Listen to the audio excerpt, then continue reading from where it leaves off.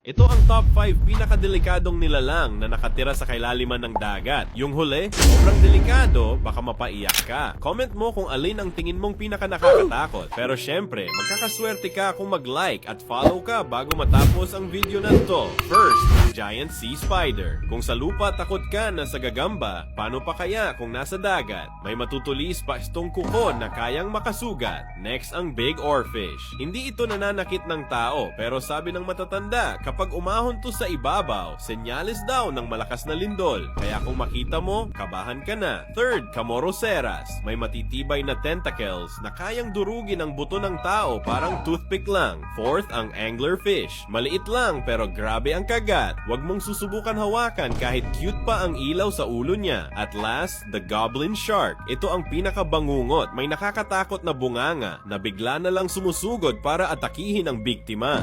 Para kang binigla ng multo sa ilalim ng dagat.